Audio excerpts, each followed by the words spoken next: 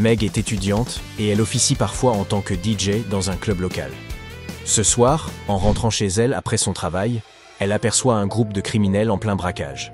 Ceux-ci l'aperçoivent et, redoutant un témoin gênant, décident de l'éliminer. Ils la capturent et l'emmènent dans leur repère. En scrutant les lieux, Meg découvre 3 portes qui pourraient lui permettre de s'échapper. Toutefois, chacune dissimule un péril. La première s'ouvre sur une pièce saturée de gaz toxique. Derrière la seconde, un loup affamé attend sa proie. Quant à la troisième, elle laisse échapper une mélodie envoûtante, capable de rendre fou quiconque l'entend. Quelle porte offre la meilleure chance de survie?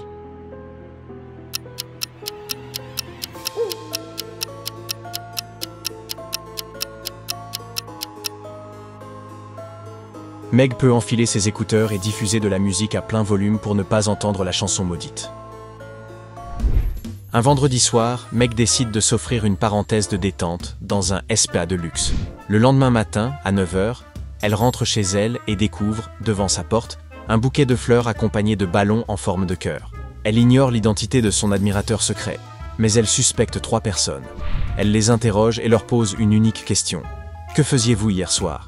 Noah, un camarade de classe, répond « J'étais à une fête avec des amis et je suis rentré aux alentours de 6 h du matin. » Jacob, son ex-petit ami, affirme « Je suis allé au cinéma avec ma nouvelle copine, puis nous avons passé un moment chez elle.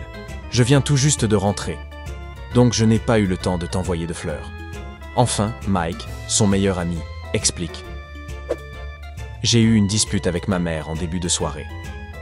J'ai alors pris mon ordinateur portable et me suis rendu au parc. J'ai joué aux jeux vidéo toute la nuit, puis je me suis endormi sur un banc. D'après vous, lequel des 3 hommes ment ? »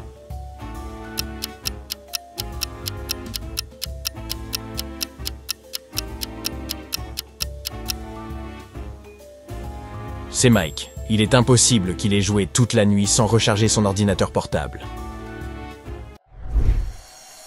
Meg marche dans la rue. Elle transporte un ordinateur très coûteux dans son sac. Soudain, un voleur masqué lui arrache son sac et prend la fuite. Sans hésiter, Meg se lance à sa poursuite et le voit entrer dans un hôpital. Une fois à l'intérieur, elle réalise qu'il y a des centaines de chambres. Heureusement, la pluie battante à l'extérieur a laissé des traces au sol. Meg suit les empreintes qui la conduisent à une chambre où 3 personnes, entièrement recouvertes de bandages, sont allongées. Sauriez-vous aider Meg à identifier le coupable ?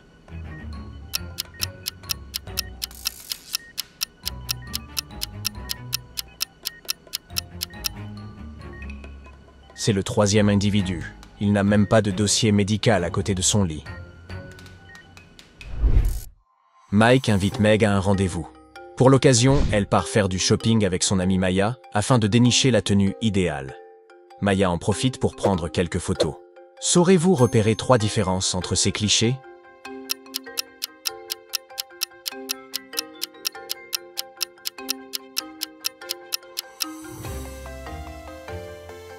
Les voici.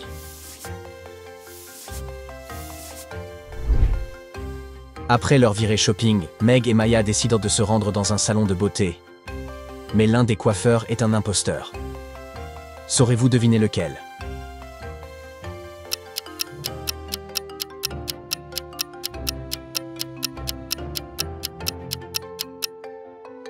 C'est l'homme de droite. Il vaporise les cheveux de sa cliente avec de l'insecticide. Mike et Meg dînent ensemble au restaurant. Mais l'un des convives n'est pas un véritable être humain. Sauriez-vous l'identifier ?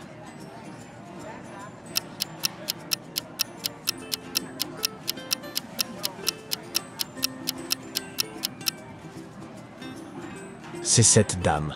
Regardez sous la table. C'est une sirène. Aujourd'hui, Meg passe un examen important. Le temps s'écoule et l'épreuve prend fin. Elle dépose sa copie sur la pile avec celle des autres étudiants. Mais le professeur l'interpelle. « Je vous ai vu tricher. Vous serez recalé d'office. » Meg rétorque. « Savez-vous qui je suis ?» Impassible, le professeur répond. « Je l'ignore et cela m'importe peu. Votre malhonnêteté mérite une sanction. » Déconcerté, Meg repart sans voix. Le lendemain, les résultats tombent, contre toute attente. Elle obtient un A. Comment est-ce possible?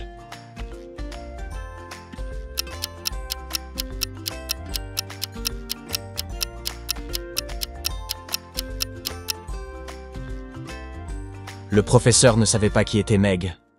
Il a donc noté sa copie comme celle des autres étudiants.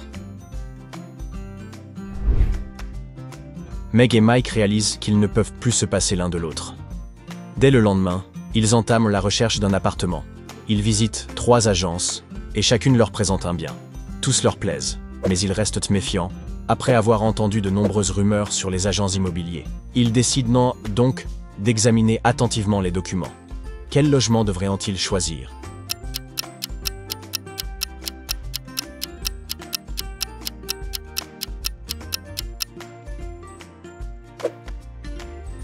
Le 3e. Le premier appartement est censé être au 5e étage, mais l'immeuble n'en compte que 2.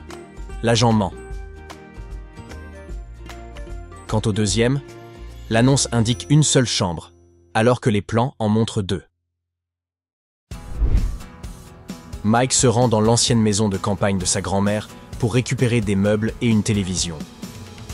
L'endroit est resté inhabité longtemps et la poussière s'y est accumulée. En entrant dans le salon, il découvre que la télévision est cassée. Il décide alors d'interroger 3 voisins. Andy déclare « Ce n'est pas moi, mais je parie que c'était Kevin. Il se comporte bizarrement ces derniers temps. » Kevin réplique « Ce n'était pas moi, c'est Bill qui l'a fait.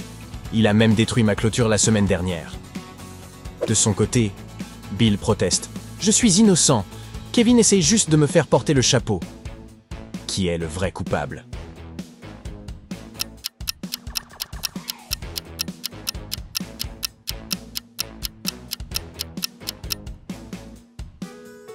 Jetons un œil à l'écran. Il a été transpercé par une fourche. Kevin en tient une, mais elle n'a que 3 dents, alors que l'écran a 4 trous. Or, dans son garage, Andy possède une fourche à 4 dents. Il ne peut plus nier l'évidence. Meg est passionnée d'art. En visitant une exposition, elle cherche une pièce unique pour son intérieur. Un marchand lui présente une œuvre rare, censée dater du Moyen Âge. Mais en l'examinant, Meg s'exclame « Vous mentez, c'est un faux. Comment l'a-t-elle su ?»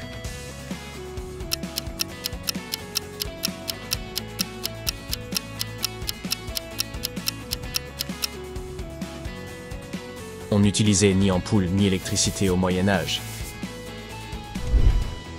Et cette peinture, voyez-vous quelque chose d'étrange?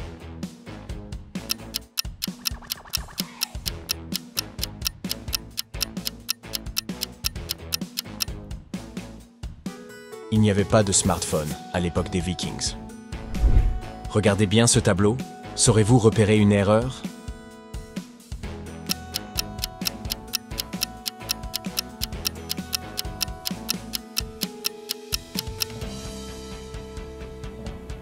Des dinosaures apparaissent en arrière-plan. Or, ils ont disparu bien avant l'ère baroque. Meg et Mike sont invités au mariage d'Alex, un vieil ami de Meg. Sa fiancée s'appelle Nellie. 3 femmes se tiennent près de lui. Laquelle est la future mariée?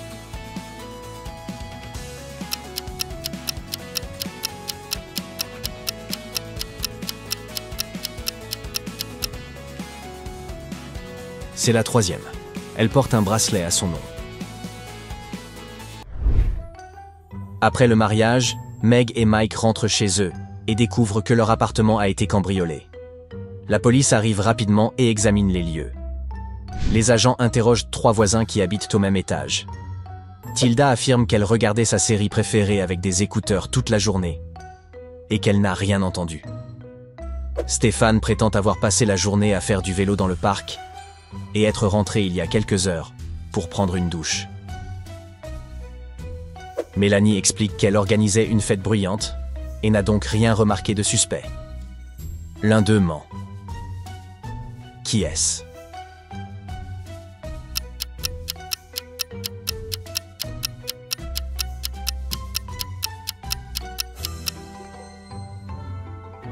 C'est Stéphane. Il a une jambe dans le plâtre. Impossible qu'il ait fait du vélo toute la journée. Mike revient du supermarché, mais il ne peut pas entrer dans son immeuble. Le code à 5 chiffres du cadenas a été changé. Pouvez-vous l'aider à trouver la combinaison?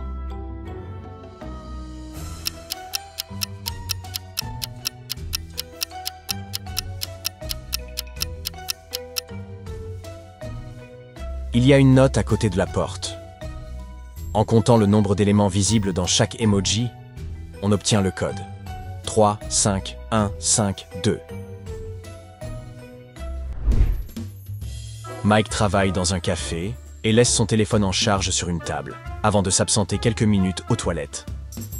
Lorsqu'il revient, son téléphone a disparu. Il décide d'interroger 3 témoins qui se trouvaient à proximité au moment du vol. Eva, une cliente, affirme qu'elle était en ligne avec son petit ami et qu'elle ne faisait pas attention à ce qui se passait autour d'elle. Roger, un autre client, assure qu'il vient tout juste d'entrer dans le café et qu'il n'a même pas vu le téléphone. Enfin, Hélène, une employée, explique qu'elle était trop occupée à préparer des boissons et n'a rien remarqué d'anormal. L'un d'eux ment. Qui est-ce?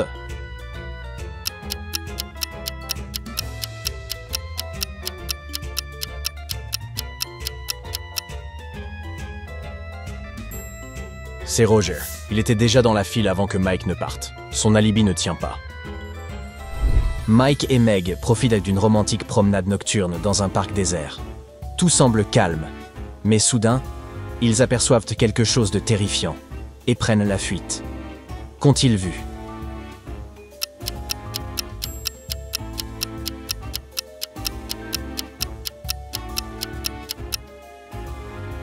Regardez les arbres, le vent souffle de gauche à droite. Pourtant, les fleurs et les nuages bougent en sens inverse. Ce n'est pas naturel. Il doit y avoir un fantôme.